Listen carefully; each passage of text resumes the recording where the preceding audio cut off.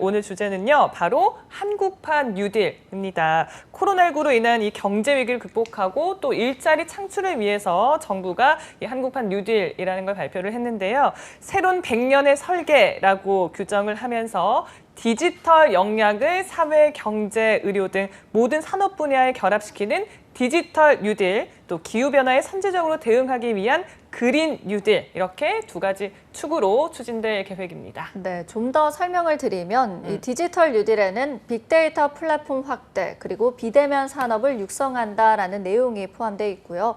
그린 뉴딜과 관련해선 전기차, 또 수소차 확대와 스마트 그리드 구축 등의 정책을 펼치게 됩니다. 또 사회 안전망을 강화하고 불평등을 줄이는 계기가 될 수 있도록 하겠다라는 내용도 포함이 되어 있는데요. 오는 2025년까지 정부와 지자체 그리고 민간이 160조 원을 투입해서 190만 개의 일자리를 만드는 대규모 프로젝트가 될 것으로 보입니다. 네. 와, 5년 동안 160조 원 투입, 190만 개 일자리 창출 목표로 하고 있습니다. 저는 사실 160조 원이라고 했을 때 감이 잘 안 와요. 그러니까 가늠이 안 되는 거예요. 그래서 이제 두 분께 여쭤보고 싶은 게 우선 발표를 좀 접하시고 좀 어떤 생각이 드셨어요? 네, 저는 사실 발표를 접하고 익숙지 않지는 않았어요. 왜냐하면 이미 사기업들, 뭐 현대차도 우리의 경쟁 상대는 뭐 벤츠, BMW가 아니고 구글이다라고 예전에 얘기했었고, 뭐 네이버, 카카오, 뭐 롯데도 그렇고 CJ, SK, 뭐 KT도 우리는 통신회사가 아니고 ICT 회사다라고 지금 선언한 만큼 사실 모든 사기업 구간에서는 디지털 트랜스포메이션은 이미 화두가 된 지 한 1년이 넘었다고 보시면 될 것 같아요. 저는 이제 정부의 시기는 뭐 적절하다고 보는 편인데 다만 이 인과관계를 봤을 때 지금 이게 일자리가 없기 때문에 만들어진 좀 정책이라는 느낌이 많이 나요. 왜냐하면 일자리에서 효과적인 일자리가 생성이 되고 유지가 되려면 결국에는 일자리에 들어가는 사람들이 준비가 되어 있어야 되는데 지금 구직자들이 디지털이 뭔지도 모르는 상황인데 이 디지털 뉴딜이라고 하니까 사실 좀 벙쪄 있는 상황이고 우리나라의 사업체 수의 99%가 중소기업이거든요. 근데 중소기업도 디지털이 뭔지 몰라요, 지금. 근데 뭐 뉴딜이라고 하니까 사실 지금 다 벙쪄 있는 상황이라고 좀 봐야 될 것 같습니다. 네. 한국판 뉴딜, 권상희 평론가님께서는 어떻게 보셨나요? 일단 뭐 문재인 대통령께서 우리 경제를 추격형 경제에서 선도형 경제로 전환해 나가면서 대규모 일자리 창출로 새로운 전환, 새로운 기회를 열어나가겠다. 새로운 패러다임으로의 전환을 말씀하셨어요. 이 자체는 상당히 환영할 만한데 중요한 것은 지금 아까도 말씀하셨지만 이 제시돼 있는 숫자, 목표 숫자치가 기존의 어떤 정책과 비교가 안 될 만큼 엄청납니다. 네. 이 엄청난 숫자가 목표치로 제시가 돼 있기 때문에 이것이 과연 현실에서 실현 가능성이 있을까라는 생각이 가장 먼저 들었고요. 그리고 중요한 건 지금 이 일자리 창출이라는 목표는 제시돼 있지만 구체적으로 우리 취준생분들께서 가장 귀를 열고 듣고 싶어하는 부분이 바로 무슨 일자리를 어떻게 창출할지에 관련된 부분일 텐데 맞아요. 그 부분에 대한 제시가 전혀 없다는 것이 가장 큰 아쉬움으로 남습니다. 네, 저희가 뭐 금액도 금액이지만 일자리 190만 개 정말 엄청난 양일 텐데요. 가능하다면요. 그러니까요. 이거를 좀 현장의 취준생 분들은 어떻게 받아들이는지도 궁금해요. 노무사 네, 분께서 사실 어떻게 보시나요? 별로 긍정적으로 받아들이고 있지 않습니다. 그 이유는 이미 코로나가 터진 이제 뭐 3월달 기준으로 디지털 일자리가 55만 개를 만들겠다고 했는데 그게 이제 대놓고 보니까 저도 이제 추천해주기가 좀 애매해요. 다 6개월, 3개월, 뭐 최저임금 수준의 이제 양질의 일자리라고 보이지가 않는 거죠. 그래서 이번에 이제 취업준비생들이 190만 개를 들었을 때도 내가 이제는 취업이 되겠지라는 기대보다는 이게 정말 내가 갈 수 있는 자리 맞나? 내가 계속적으로 난 정규직이 하고 싶은 건데 그런 일자리가 맞나? 이런 이제 의구심들이 있는 것 같고요.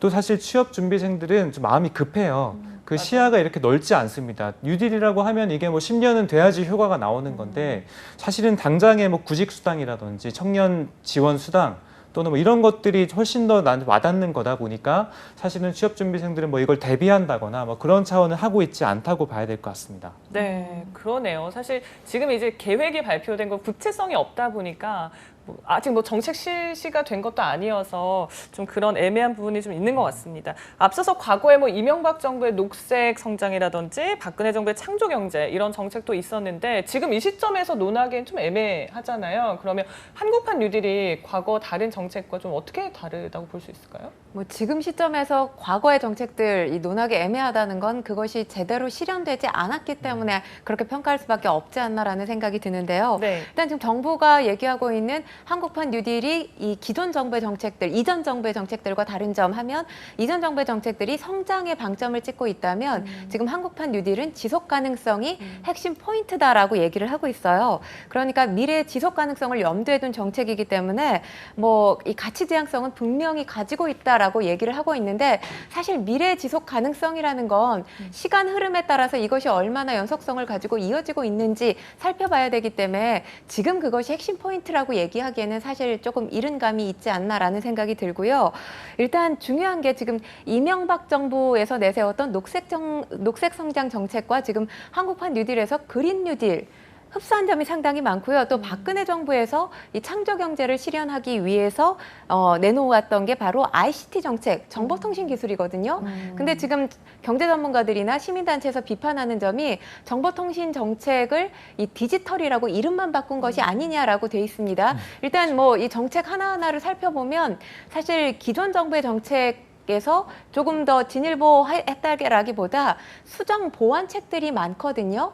물론 저는 기존 정부의 정책들 가운데서 좋았는데 제대로 실현이 안 됐던 것들 다음 정부에서 뭐 실현시킬 수 있다고 생각을 해요. 근데 지금 뭐 한국판 뉴딜 해서 아까 100년을 얘기하지 않았습니까? 네. 그러니까 100년 정책이라고 얘기할 수 있다라면 기존 정부의 정책을 수정 보완하는 데 그치는 것이 아니라 업그레이드 시켜야 된다는 것. 뭐 아주 획기적인 방법으로 업그레이드를 시켜야 될 텐데 이 부분에 대해서 지금 제시가 되지 않았기 때문에 비판 여론도 어느 정도 존재하지 않나라는 생각을 합니다. 네, 저희가 뭐 여러 가지 방향으로 이야기를 나눠볼 수 있을 것 같긴 한데 오늘은 고용시장 브리핑 코너에서 다루는 만큼 일자리에 조금 더 집중을 해보도록 하겠습니다. 네. 먼저 디지털 뉴딜을 보면요. 첨단화 그리고 자동화에 집중이 되어 있는데 저는 사실 그런 생각이 드는 게 오히려 일자리가 좀 줄어드는 건 아닌지 그리고 좋은 일자리가 생겨도 이게 과연 진짜 좋은 일자리일지 궁금하거든요. 네, 일단은 아까 제가 말씀드렸다시피 중소기업이 우리나라 사업체의 99%, 고용의 85% 이상을 담당하고 있기 때문에 사실은 일자리가 늘려면 공공기관뿐만이 아니고 이 민간에서도 계속 늘어나야 되는 상황이 있어요. 근데 제가 이제 판단하건대 단기적으로는 일자리는 늘어날 거라고 봅니다. 네. 예를 들어서 지금 디지털 일자리가 채용 공고가 난 걸 제가 좀 가져와 봤는데요. 그 소상공인진흥공단 그리고 중소기업 벤처진흥공단에서 디지털 일자리를 뽑아요. 예를 들어서 이 업체들이 뭐 하는 곳이냐면 제주라고 해볼게요. 제주에 이제 또는 뭐 단양 이런데 지금 재래시장들이 많이 있습니다. 맞죠? 재래시장들에 다 오프라인밖에 없잖아요. 그분들이 다 온라인 스토어가 있으면 훨씬 더 많이 매출이 일어날 수 있겠죠. 그런 것들을 도와주는 단기적인 일자리. 그래서 뭐 단양의 어떤 어시장에 디지털 쇼핑몰을 만들어 준다든지 이런 식의 디지털 일자리는 가능하나 문제는 만들어진 이유, 만드는 건 어렵지 않거든요. 만든 이후에 이제 어떻게 할 거냐. 그 다음에 대한 것들은 지금 정부에서도 전혀 이제 없고 뭐 AI 전문가를 만들어야 된다 또는 빅데이터 전문가를 만들어야 된다라고만 하고 있는데 지금 뭐 취업이 안 되는 상황들을 봤을 때는 인문계들이 얼마나 많습니까? 그 인문계들이 본 전공을 다 포기하고 디지털을 지금 배워야 되는 건지 그럼 교육 정책이 지금 뭐 고등학교, 중학교 정책들이 그런 준비가 되어 있는지 예, 그리고 아니라면 만약에 인문계들은 그런 데이터들을 활용할 수 있는 인사이트를 길러야 된다고 한다면 그런 것들이 우리가 제도적으로 교육적으로 되어 있는지를 봐야 되는데 사실 그런 게 없이 그냥 일자리만 늘려야 된다고 하고 100년 일자리라고 하는데 저는 사실 6개월밖에 안 보이거든요. 나머지 99년하고 6개월은 어떻게 일자리를 창출해 나갈지는 조금 더 구체화를 해야 되는 상황인 것 같습니다. 네. 앞서서 이제 평론가님도 지적을 해주신 게 ICT를 뭐 디지털로 바꾼 게 아니냐, 더 업그레이드가 필요하다라고 하셨습니다. 사실 저희가 원래 IT 강국이고 민간 기업에서 잘하고 있는 분야여서 굳이 이제 정부가 좀 시장에 개입을 해야 되냐 이런 시각도 있더라고요. 어떻게 보세요? 그렇죠. 이 시장 논리에 따르면 사실 정부가 개입을 많이 하면 많이 할수록 사실 규제가 발생을 하는 것이지 정부 어떤 시장 정책의 확장성이 보장되는 것은 아닙니다. 그렇기 때문에 정부가 개입을 하게 될 경우, 그러니까 시장에서 문제가 발생했는데 시장 내에서 해결이 되지 않을 경우에 한해서 정부가 개입하는 게 맞는 것이죠. 정부의 개입은 최소화돼야 되는데 일단 뭐 정부가 개입해서 조금 불편해진 사항 예를 들자면 얼마 전까지 타다 서비스 이용하신 분들 상당히 많죠. 네. 근데 이 서비스 굉장히 깔끔하기도 하고 기존의 택시 서비스하고는 수준이 달랐어요. 업그레이드 됐던 건 사실인데 이익단체인 택시업계가 상당히 강하게 반발을 하면서 이것이 이제 저희가 이용을 할 수 없게 됐죠. 타다금지법이 국회를 통과하지 않았으니까. 네. 그러니까 정부가 시장에 개입했을 때 이런 문제점들이 발생할 수 있거든요. 그리고 지금 디지털 뉴딜로 90만 개 일자리를 창출하겠다. 이것이 지금 목표인데 중요한 것은 비대면 서비스가 활성화되고 그리고 4차 산업혁명 하면 사실 AI, 인공지능 때문에 일자리가 계속해서 줄어든다는 게 세계 석학들의 지금 전망이잖아요. 네. 그렇기 때문에 줄어드는 일자리까지 포함을 한 것인지 이 90만 개가 어떻게 이 도출된 숫자인 것인지도 분명하게 지금 설명이 안 돼 있는 상황입니다. 특히나 뭐 디지털 뉴딜이 가속화되면 당연히 오프라인에서의 유통업체 또는 서비스들은 힘을 잃게 될 가능성이 크거든요. 그리고 시간이 지나게 되면 이것이 더욱더 확장성을 갖게 돼서 의료, 뭐 법률, 숙박에서도 이 비대면이나 공유 서비스가 활성화되기 때문에 기존 질서가 파괴되거나 재편될 가능성이 굉장히 커 보입니다. 여기에 대해서 지금 대안이 따로 마련돼 있다라고 보기는 상당히 힘들고요. 그리고 지금 정부에서도 인식을 하는 것이 디지털은 민간이 더 잘한다는 걸 알고 있거든요. 그렇기 때문에 정부에서 지금 내놓고 있는 방식은 일단 마중물로서의 역할을 하겠다라는 것입니다. 이것이 어떤 것이냐면 큰 기업, 그러니까 대기업에서만 데이터 경제 또는 AI 경제가 이루어지는 것이 아니고 좋은 아이템을 가지고 있는 스타트업이나 또 중견기업, 중소기업도 많잖아요.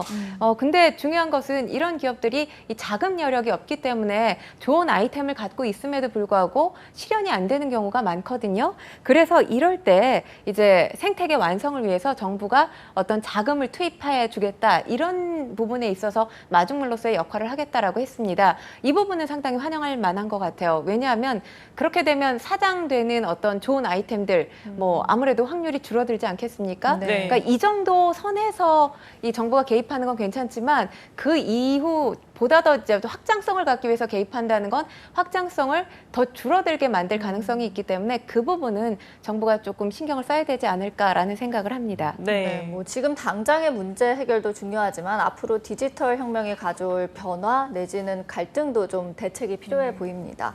저희가 또 하나 살펴볼 게 그린 뉴딜이거든요. 이 내용을 보면 친환경 그리고 신재생 에너지에 무게가 좀 쏠려 있습니다. 그래서 드는 생각이 사실 기업들 입장에서는 이게 또 규제가 되진 않을지 그리고 또 그러면은 일자리 감소로 이어지는 건 아닐지 걱정이 되거든요. 네, 저는 일단 대기업들은 걱정할 게 없다고 생각이 들어요. 네. 사실 왜냐하면 우리나라 대기업들은 이미 이제 다국적 회사라고 봐야 되거든요. 이미 경쟁을 글로벌리하게 하고 있기 때문에 이미 전 세계적으로 뭐 친환경이라든지 뭐 수소차, 예를 들어 차로 치면은 전기 자동차 이런 것들을 하지 않으면 이제 안 팔려요. 그러니까 자발적으로 이제 대기업들은 배터리를 친환경적으로 만들어야 되고 자동차도 친환경적으로 해야 되고 그 자발적인 아마 노력들이 필요할 건데 문제는 중소기업이거든요. 특히 스타트업들. 지금 예를 들어서 화학물질 등록평가법, 일명 화평법이라고 하죠. 또는 화학물질 관리법, 화관법이라고 하는데요. 이런 법들이 지금 중소기업들의 또는 스타트업들의 혁신을 계속 막고 있는 그런 상황들이 되게 많았습니다. 그래서 저는 대기업들은 이런 규제들이 보완 차원에서만 이루어져야 된다고 생각하고 중소기업 그리고 스타트업들에서는 생태계를 조성해주고 오히려 일자리를 만들어주는 정부가 적극적으로 리딩하는 규제로 가야 된다고 생각이 들어요. 특히 우리나라 같은 경우는 지금 이 신재생 에너지 분야에서 OECD 중에 우리나라가 준비도가 꼴찌예요. 제일 낮습니다. 그러니까 분명히 육성을 해야 되고 전략적인 방향으로는 맞다고 생각이 듭니다. 특히 지금 전 세계 예를 들어 하나 예시를 들어보면 전 세계적으로 자동차 관련 일자리가 5천만 개 있는데 네. 이미 신재생 관련 에너지 일자리가 1,000만 개예요. 아직 시작도 안 했는데. 그러니까 충분히 사실 이게 잘만 발휘가 되면 일자리는 늘어난다고 보는데 지금 우리나라 상황에서 봤을 때는 중소기업들에 훨씬 더 리딩을 해주는 그런 정책들이 많이 발휘가 되어야 된다고 생각이 듭니다. 네, 결국에는 이제 각 분야 산업과의 좀 조율이나 타협이 필요하고 그래야 양질의 좀 일자리로 그렇죠. 이어지지 않을까라는 생각이 드는데 평론가님은 어떻게 보세요? 그게 이루어질 수만 있다면 정말 가장 좋은 방법일 것 같은데 네. 지금 일단 정부가 제시해 놓은 일자리가 190만 개이기 때문에 과연 190만 개가 다 양질의 일자리가 될 수 있을까라는 부분에 있어서는 의구심이 드는 게 사실입니다. 네. 특히나 취준생분들은 아까 노무사님도 말씀하셨지만 190만 개의 일자리 이거 아르바이트성, 단기성 일자리 아니야? 이렇게 보는 시각도 분명히 존재를 하거든요. 그러니까 이 부분에 대해서 정부가 어떤 신뢰를 줘야 되는 게 가장 필요하다고 생각하는데 중요한 건 지금 고용 창출과 관련해서 일자리 창출하는 거 물론 대단히 시급한 문제이고 중요한 문제이기는 합니다. 하지만 일자리 창출 이전에 선행돼야 될 문제가 어떤 것이냐면 이 노동시장에서 지위 또 기업 규모에 따라서 양극화되어 있는 게 현실이에요. 우리가 지난 시간에도 얘기했지만 또 비정규직, 정규직 간의 차이가 굉장히 크잖아요. 이런 양극화 현상부터 어떤 정부가 구체적으로 해결해야 될 수 있는 해결 방안을 내놔야 되는 게 가장 급선무라는 생각이 들고요.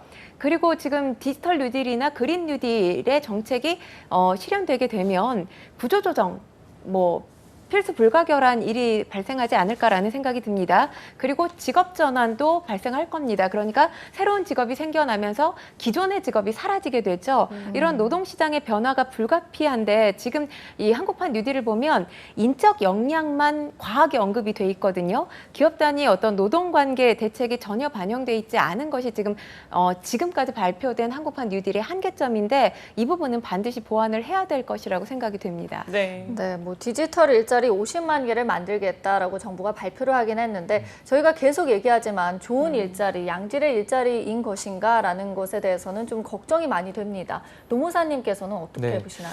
아까 이제 권상희 시사평론가님께서 양극화라는 키워드를 말씀 주셨는데 그게 이번 디지털 뉴딜에서도 핵심 과제 중에 하나입니다. 근데 실상을 보면 어쨌든 보완이 좀 필요해 보여요. 왜냐하면 양극화의 잣대 중에 하나가 정규직과 비정규직이거든요.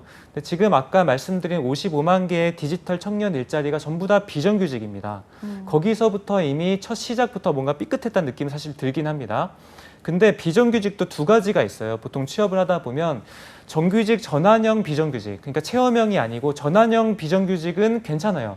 근데 문제는 지금 대부분의 일자리가 비전환형, 그러니까 6개월 하면 계약 종료됩니다라고 명시가 되어 있습니다. 그러니까 이걸 봤을 때도 정부가 6개월 끝나고 만약에 이게 100년 일자리라고 한다면 전환해줘야 되잖아요. 근데 전환 안 해주는 거예요. 그러니까 청년들은 믿질 않는 거죠. 그러니까 앞으로 이제 55만 개는 그렇다 치더라도 190만 개, 이게 이제 190만 개도 정규직이 될지는 아직 안 나왔습니다. 하지만 지금 추정컨대 사실 정부가 얼마나 나라 부채가 지금 심각합니까? 그런 상황에서 뭐든지 다 정규직을 해주긴 또 어렵다고 생각이 들어요. 하지만 지금 모든 게 다 비정규직인 형태는 좀 아니다. 이 양극화라는 걸 절대 해소하기 좀 어렵다는 생각이 들고 제가 아까 전에 이제 월급이 얼마 정도 되냐면요. 이제 네. 공공기관은 다 이 채용 공고 안에 월급이 명시되어 있기 때문에 제가 말씀드릴 수 있어요. 네. 월 180만 원입니다. 월 180만 원이 그 시급으로 따지면요. 지금 2020년 최저임금이 8,590원인데 그거보다 무려 20원밖에 안 높아요. 그러니까 8,610원입니다. 그러니까 거의 최저임금 수준의 6개월짜리 단기 아르바이트라고 봐야 될 정도로 사실 양질의 일자리는 아닌 거예요, 현재는. 앞으로는 만들겠다고 보여주겠지만 그런 로드맵이 찾아볼 수가 없어요. 그런 것들이 이제 보완이 좀 돼야 된다고 보여지는 부분입니다. 네. 그 부채 얘기도 잠깐 해주셨는데 사실 또 문제가 되는 부분이 재원 마련 부분이잖아요. 지금 160조 가운데 114조를 국비로 충당한다고 합니다. 지금도 경제 상황이 좋지 못해서 어떻게 좀 마련을 한다는 건지 궁금해요. 가장 걱정이 되는 부분이에요. 지금 그러면 이 목표를 달성하기 위해서 지출 계획은 있는데 조달 계획이 없는 것 가장 큰 문제거든요. 조달 계획이 분명해야 사실 신뢰를 받을 수 있는 정책이 될 수 있을 텐데 지금 조달 계획을 적극적으로 밝히지를 않고 있습니다. 현재 상황을 보면 경제 성장률 떨어지고 있죠. 그리고 인구 감소되면서 인구 절벽을 얘기하고 있는 그런 시대를 살고 있습니다. 또 노인 인구가 상당히 많이 늘어나고 있기 때문에 결국엔 돈이 모자라는데 이 돈 어딘가에서 충당을 해야 되는데 지금 방법이라고는 적자국채 발행하는 것밖에는 방법이 없거든요. 특히나 지금 코로나19 시대를 살면서 3차에 걸쳐서 지금 추경이 마련이 됐죠. 네. 근데 재정 적자가 110조 원을 넘어선 상황입니다. 그래서 지금 GDP 대비 국가 채무 비율이 43.5%인데 이 상황으로 가면 50%가 뭐 멀지 않았다 이런 예측까지 나오고 있는 상황이거든요.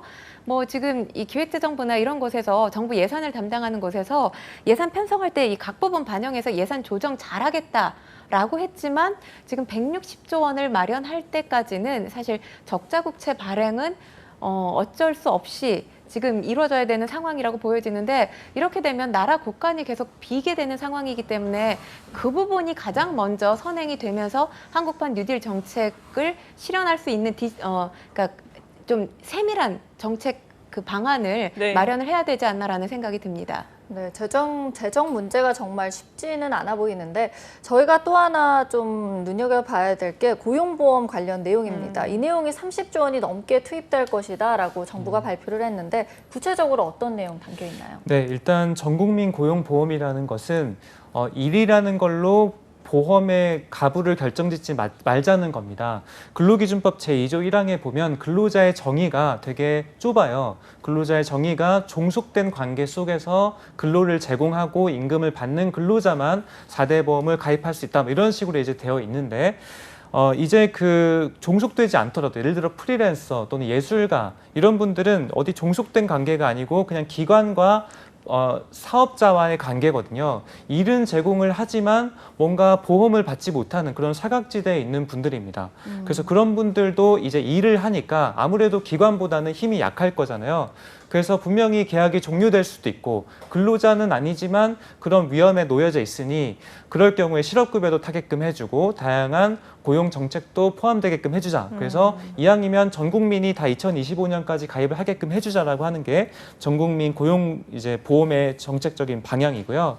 그래서 지금 이제 1차적으로 예술인 그리고 특수고용직이라고 있습니다. 이게 일은 하는데 보험이 가입이 안 됐던 분들 그런 부분들이 먼저 반영이 될 건데 역시나 사실 이 부분도 이 전국민 고용보험 하면 누군가는 세금을 또 더 내야 되잖아요. 그렇죠. 그런 이제 세수적인 부분 그리고 정부의 제도가 근데 저는 조금 어쩔 수밖에 없는 게 네. 이게 국가 채무에 대한 그러니까 정부의 정책들은 사실 저희 국민의 목소리를 따를 수밖에 없다는 생각이 들어요. 우리가 지금 일상이 무너져 있기 때문에 사실은 뭐 미래에 우리가 후손들에게 더 탄탄한 나라를 만들어줘야겠다 이런 당연히 마음은 있겠지만 사실 지금 당장 일상이 무너지고 있는 부분도 있기 때문에 이 부분은 좀 잘 조율해서 다만 미래에 이런 정책적인 부담에 대한 부분은 꼭 한번 국민들에게 신뢰를 좀 줬으면 하는 바람입니다. 네. 워낙 뭐 대규모 예산이 투입되는 프로젝트이다 보니까 저희가 좀 우려되는 부분들 얘기를 많이 나눠봤는데요. 끝으로 두 분의 한 줄 평 짧게 한마디씩 좀 들어보겠습니다. 평론가님부터 해주시죠. 한국판 뉴딜 디테일을 채워라라고 말씀드리고 싶은데 일단 좋은 목표가 있다 하더라도 지금 실천 없는 것 그러니까 손에 잡히지 않는 실천 가능성 이걸 제시해주지 않으면 좋은 정책이라고 볼 수 없거든요. 지금 디테일이 너무 많이 빠져 있습니다. 네. 이 비어있는 디테일 채워주시기를 정부께 부탁드리겠습니다. 네, 송진원 노무사님도 한 줄 평 부탁드립니다. 저는 6개월 초단기 일자리보다 100년의 인력 양성의 사다리가 먼저다라고 먼저 말씀드리고 싶습니다.